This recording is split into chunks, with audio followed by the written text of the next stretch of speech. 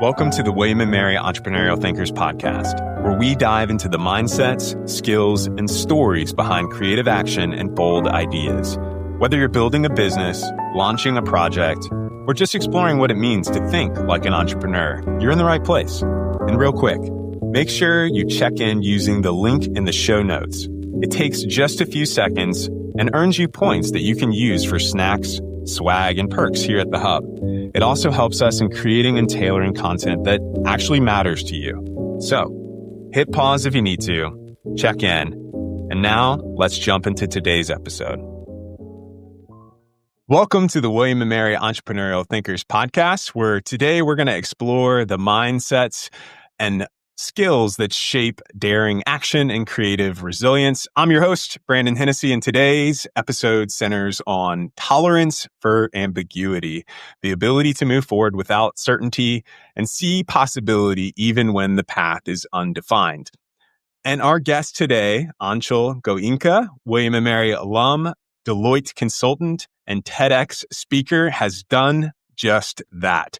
She recently gave a talk titled "Wonder Isn't Lost. It's Simply Waiting for You to Rediscover It," and has since launched the Spark of Wonder Company, a new initiative at reconnecting us with curiosity, creativity, and meaningful connection. Aanchal, welcome to the show. Thanks for having me. Yeah, super excited to have you join us. I'm going to jump right in, and let's start with your TEDx talk, okay? You described it as a turning point, not just professionally, but for you personally. Can you walk us through that experience and how that really cracked something open for you? Yeah, absolutely. The TEDx talk actually began as my own deep personal reflection on my transition from college to post-grad life. I've always been someone who's had a plan, whether it's a daily plan, monthly plan, 5-year plan, you name it. I probably have a spreadsheet for it, but I was very clear on my goals, very driven and structured on, trying to lead life with purpose. But once I started working, I realized that sometimes goals have shifted and evolved, and some of the goals that I held really tightly started to feel maybe, I guess misaligned to say.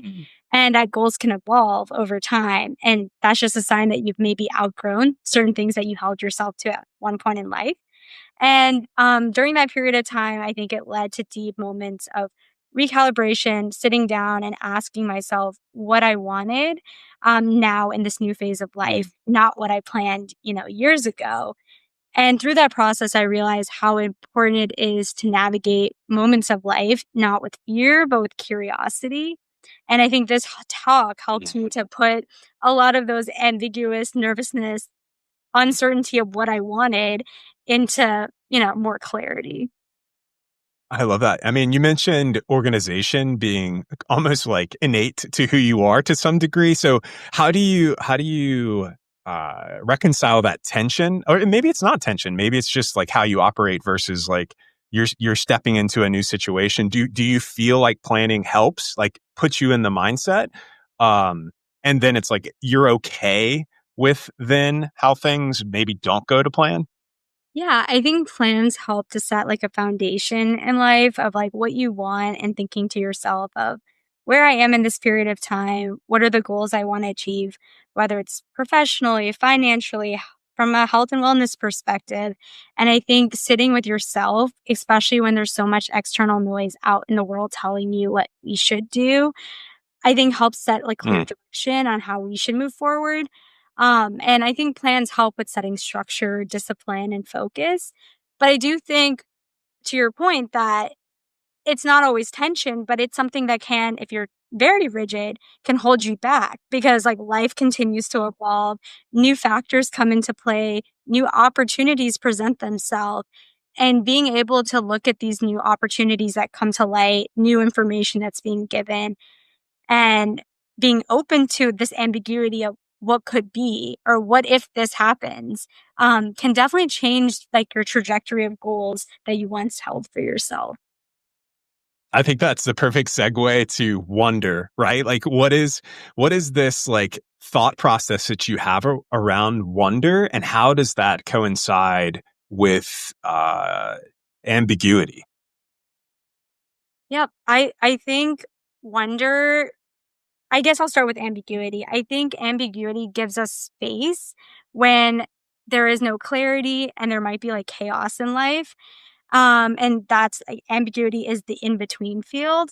But I think Mm. wonder actually doesn't let us shut down physically or mentally, but it actually allows us to move forward and think, what could be? What can we create? Like we become the narrators of the next step. And I think having the mindset that wonder isn't lost, you're constantly rediscovering it, allows you to hone in on that intuition that we all have. But sometimes it slips away because of all the things that are happening in our world trying to keep up with what's next. And all of that of just constantly trying to keep up to date on everything that's happening in our world and the next thing. And so I think honestly, ambiguity is the space where intuition speaks loudest to us. It actually gives us the clues of what we want, what we need to do. And if we actually listen to it, I think that's where the real alignment starts to take shape. Yeah, and I love this thought about space and ambiguity and like the ambiguous nature of entrepreneurship and the entrepreneurial landscape is kind of often like an in between. And I think you even talk about it being like an in between. Those moments where you're not really exactly sure where to lean into. But could you give a specific example of a time where you have leaned into ambiguity and something like surprising emerged? Yeah, I think honestly, I can give from like the TED Talk leading to the topic of SparkofWonderCo, me like launching that.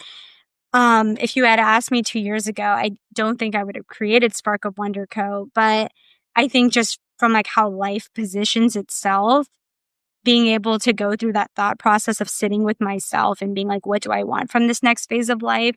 I've hit a lot of goals that I planned for myself, but trying to see, okay, what are the sparks that I maybe thought about? Like it nudged me throughout life, but I didn't know exactly what it was going to come into fruition with. And today actually marks 100 days of my TED Talk. And since then, I've been reflecting on, being able to articulate like almost, like, yeah, thank you. Earlier this Yeah. year, what that feelings of ambiguity, uncertainty looks like. And then coming onto a stage where you're telling other people about your vulnerable experience with being in a space where you're reigniting your spark of wonder. And while things might look really great on paper, you have a lot of other ambitions and goals that you want to work for towards that there's not always clarity for. And I think for me, the big part of that ambiguity process after giving the speech was actually the reciprocation I got afterwards. So many professors, students, coworkers, and then strangers who had listened to the speech had reached out to me, and I had one-on-one conversations with a lot of them just about what is life? What do we want out of it? What are things that we don't always talk about that we should? Like, what are your goals and dreams outside of your resume? Outside of what we tell society, like this is where I work or this is what I do. But beyond that, like what goals do you have? And I think a lot of us resonated with this idea of, wonder, curiosity, craving meaningful connection and all of that, which Mm. led me to actually create Spark of Wonder Co., which is a media platform focused on sharing the stories of other people and what sparks their sense of wonder, while I'm also on my own journey of reigniting my sense of wonder outside of the professional realm of life. Mm. Okay. I have a segment talking about Spark of WonderCo, but before we get to that, I want to go back to something that you said, which is like goals and like some of the causal thinking for, hey, I need to get there. How do you stay grounded? Like, what do you use? Is there a particular thing that you use? Is it daily mantras? Is it meditation? Is it I don't know. Is it something that you use to help you stay grounded in uncertain times?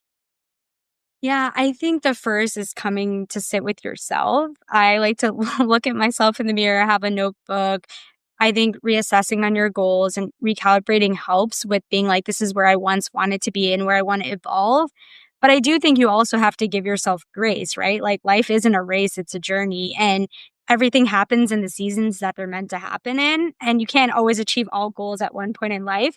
So I think sitting with yourself and being like, okay, this is what I want. This is what I want to achieve. These are the steps.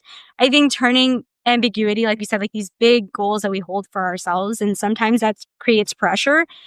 I think Mm. helps us stay in a stuck state of mind. And I think one thing internally I've been working on is what are the small steps I can take to get one step closer? So yeah, I guess that's how I navigate it by giving grace. That's important to give grace to yourself. I'm curious as to how your experience with Deloitte and consulting has kind of shaped or maybe challenged or informed you in your relationship with uncertainty. Yeah, absolutely. I think working in consulting, that's a client facing business. There's a lot of ambiguity in terms of the work that we do. Oftentimes, when clients come to us, it's with visions of what they want to achieve and they have a framework, and we're helping them work alongside them to support them in their goals, their missions of how we can take it from vision to execution to implementation to help bringing that real world impact to whether it's citizens, customers, clients, like the broader world. And I think not knowing the answer is okay, and it's something I've learned to embrace. But I realize there's so many things we can do to come to the answer, whether it's working with people, trusting people, hearing people's stories, seeing what's been done in the past and how can we evolve from there. And we don't need to reinvent the wheel each and every time. And I think when you come with a place of, like wanting to learn, wanting to make an impact, it does shape how you bring forward yourself into the world of consulting. Understanding that you won't have all the answers, but working with others will help you move you one step closer to the answer. And working with your clients will help you move in that direction that they want. Yeah, I think that's like the beautiful part about it. It's like, yes, you're going to get to the answer, but you get to the answer by working alongside others. You get to the answer by maybe failing a little bit, maybe not too bad, but doing some experimentation. I think that's really a great insight, Anchal. I mean, so back to Spark of Wonder Company, right? What are you hoping it like ignites or like it creates or like, and why now? Yeah. To go back to your first point, you asked, if you repeat it once more, sorry. Oh, just like, what are you hoping to create now for Spark of Wonder Company? Like, what is it? What is it that you're looking to ignite? Is it passion? Is it purpose? Is it? I think you touched on that a little bit earlier. And then, like, what is it about this moment in time that is the perfect time? Yep. I think the first is like you started reigniting passion, purpose. I think we all have like innate things we want to do in life, but sometimes external situations take over, right? Like there's realities of the world that we face going to school, going to work, and things that we have to do, right? And certain things that we do with school and work can be in alignment, but there's also other facets of life where we're seeking other things. And maybe their hobbies, reading books, traveling, spending time with family and friends that sometimes we put on the side because we're prioritizing other items or like other facets of life. And I think having moments to reflect and connect with others on these like things that we don't always talk about as a society are good ways for us to get more connected with society. And I think especially like in this digital age of world we live in where social media is very big, we're constantly having information overload with so much information just trying to keep up. Sometimes I think it's okay to just, sit with another person in silence and be like, we're vibing, we're connecting, and things don't always have to be said, but we can connect, whether it's knitting together, playing board games together, things like that. I think that alludes to like the emotional connectivity that you had described, or like connection as a whole. Like, how do you design something that creates connection? I think that social media, there's negatives, there's positives, there's um, with all of the digital connectivity that happens in the world. How do you sit in reality? And how do you create like emotional connections? And how does Spark of Wonder look to achieve that? Yep. I think sometimes, like when we're on social media, looking at digital platforms, a lot of things seem very curated and created. And Mm, oftentimes we come from a place of authenticity that we want to share these pictures with our friends on a trip we took, or on LinkedIn, we want to share this life journey that we're going on. But sometimes I think it becomes a thing where people are like, oh, she just posted it to post it, or she's sharing it to share it. And mm, I think sometimes the vision can get blurred of like, oh, we're focusing on engagement, likes, things like that, which I think we all innately do to some degree. But I think when we think about why we do what we do, like why do we post? Why do we connect with others?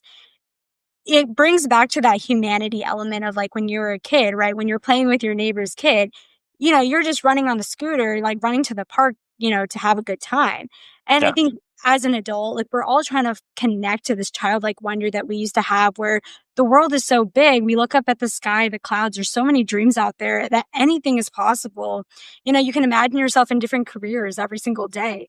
And just reminding yourself that you want more, that you can attain more. And it's just coming to terms of what that is. And I think connecting with others, and in this moment of time, to go to your second question, I think for me, I think in the beginning, I was really worried about, okay, what is my camera setup going to look like? What's my mic setup going to look like? How am I going to approach people?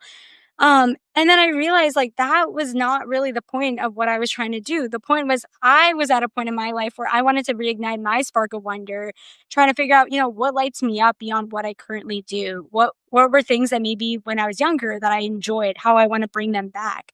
And I think talking, across different generations with people who are older than me, younger than me, seeing different, perspectives of life, it changes how you view things. And so I think even when I'm talking to new people, I think getting over that uncomfortableness or awkwardness, which I think we call humans, right, is just being able to have a conversation, whether it's going to go the way you think it is, like how this podcast is going, right? Like we're having a conversation. And I think that's how we connect, right? Because like we can plan, like that goes back to the point earlier I was saying about we can plan to a certain degree as much as we want, but then there comes a point where you have to execute. And that's where you may fail fast. The conversation might be awkward. But who knows? It could also lead to something that's life-changing. Someone could say something in a conversation that could change your whole realm on something. You might take on a new sport after this conversation. You may take on a new hobby. You may change your travel destinations. And I think those type of things broadens your worldview, brings back like your inner sparks of wonder and curiosity, being like, oh, at one point in my life, I think I did want to go on a cruise to Antarctica, or I did want to zip line at one point. And then you start to remember these innate things that you maybe forgot about yourself, or that gives you more fulfillment of, what you hope to gain in life. I think this is fascinating. I think that well, let me say this first. I think many people associate ambiguity with anxiety, or maybe it's lack of control, but you seem to come at it from a different angle, like a generative angle. Where it's helping you almost. Like, how do you think you got to that space? Like, how did you reframe it to that way? Yeah, I mean, I definitely will say it started with fear as a planner who likes to have steps written down and have a purpose going forward. I think when you go through these like blimps of life where you start to question a lot is where you have to, like I said, give grace and reflect and think, like, what do I actually want? Not what's next, but what if, right? Like, what could be the next thing? And I think that helps you, view life from a forward seeking way rather than a stuck mindset of I'm stuck here. I can't do what I want. I'm dreaming all these things, but I'm not able to attain them. And I think being able to like separate what you want to do, how you want to do it, and bringing like your like that unclarity, right? Like the fuzziness, it's there. Like we all know, but sometimes it's hard to articulate what you want, when you want it. How is it going to work with my current reality? But coming up with that mindset of we have a whole life, right? Like we can do anything we want. It's just a matter of time, space, planning, preparation. And I think if we use that mindset, we can turn that ambiguity, the fear into action. And I think the action can help us propel us into creating the dream life that, we all hope and seek to gain. Okay. Looking back on your journey, your TEDx, your William Mary experience, navigating the corporate world, what's the most surprising thing that you've learned about yourself? Yeah, I think one thing is trusting your gut and intuition. I think in the beginning, I always over prepared for a lot of things in life, being like, let me script as much as I possibly can. Let me over prepare for the conversation, anticipate every single outcome. And I realized that during that process, it's actually created a lot of, like we said, fear, anxiety of what could be. But sometimes just having the conversation actually it turns out better than you think, right? Like it's just like navigating that, okay, things may not go my way, but maybe there's a path forward towards what could be. And yeah. Yeah, I think that's great. I think if you're a first time listener to this podcast, maybe you've never even heard of the term tolerance for ambiguity. What, and I'm going to frame it a little bit differently for them. If you had a final thought for someone listening, what might you impart to them about how to be more immersed into uncertainty, or to feel more certain in uncertain times? Yeah, I think uncertainty or like misalignment is often like the portal, like we said, to creation, the path forward. And I think if you listen into your intuition, listen to the sparks that are calling out to you, and embrace like the journey of wonder and curiosity, even if the path isn't fully carved out, I think you're one step closer to what you want in life, towards alignment. And I think that's really where the journey begins, because it's in moments where this is where the transformation happens. It's when you sit with yourself in these moments of misalignment and you carve out the path that you want next. So a bit of self-direction, listening to yourself. Yeah. Listening to yourself, trusting yourself. Right. That's really cool. Well, Aanchal, that's it for today. You've rocked the conversation. Thank you for sharing your story with us.